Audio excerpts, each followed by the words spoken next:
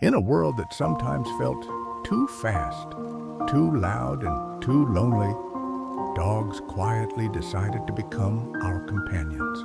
Not because they had to, but because something deep in their ancient hearts recognized that humans needed friends who wouldn't judge, wouldn't leave when things got hard, and would love us even when we forgot to love ourselves. Thousands of years ago, wolves began lingering near human campfires, drawn by scraps of food and the warmth of flames.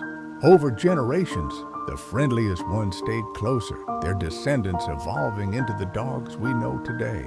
They didn't just learn to live with us, they chose us, and in return, we gave them names, beds, and pieces of our hearts. Consider old Hachiko, the Akita from Japan in the 1920s.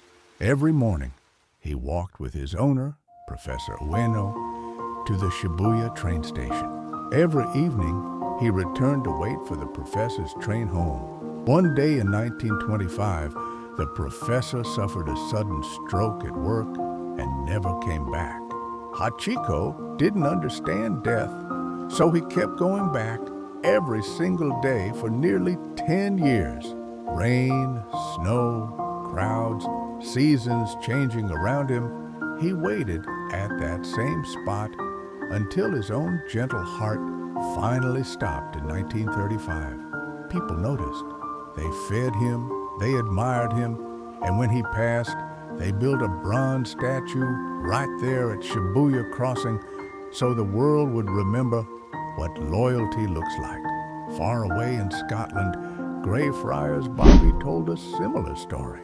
In the 1850s, a little Skye Terrier belonged to a night watchman named John Gray. When John died of tuberculosis, Bobby refused to leave his graveside in Greyfriars Kirkyard. For 14 years, the dog stayed, sleeping on the grave, accepting food from kind visitors, but never straying far.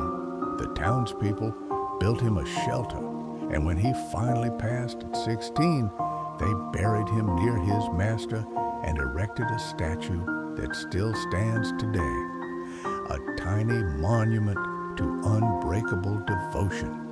Then there are the everyday miracles, the ones that don't make statues but fill homes with quiet joy. A rescued dog named Theo once belonged to a soldier who didn't come home from war. The dog grieved so deeply he stopped eating. But when placed with a new family, a child struggling with anxiety, the dog's purpose returned. He lay beside the boy during nightmares, pressed his warm body against trembling legs during panic attacks, and greeted him at the door each day as if the world had been empty without him. The boy grew up knowing one constant truth. Someone would always be happy to see him exactly as he was. Dogs sense things we can't. They know when we're sad before tears fall, nudging tissues into our laps, or simply resting their head on our knee. They celebrate our arrivals like we've been gone for years, even if we only stepped out for milk. They forgive instantly. Every harsh word, every forgotten walk, every time we were too busy. Their love has no conditions, no score-keeping. Science now tells us what our hearts always knew. When a dog gazes into our eyes, both of us release oxytocin, the love hormone. The same chemical that bonds mothers to babies flows between species, forging a connection older than language.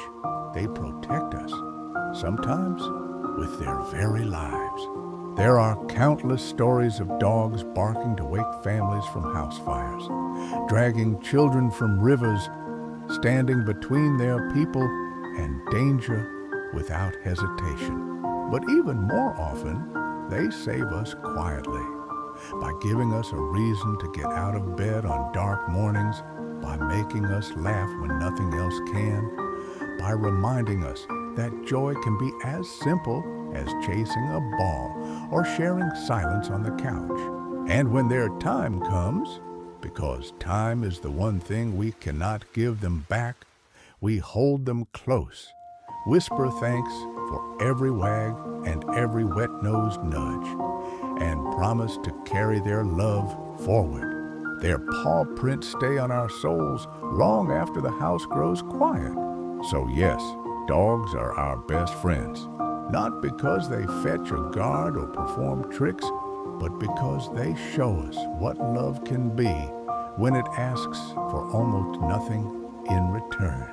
They teach us loyalty, forgiveness, presence, and courage. They remind us that the purest friendships aren't built on words or status, but on showing up day after day, tail wagging, even when the world feels heavy. In a lifetime of people who come and go, dogs stay. They love us at our messiest, our loneliest, our most human. And in doing so, they become more than pets. They become family. They become home. And that, perhaps, is the longest, truest story ever told between two different kinds of hearts.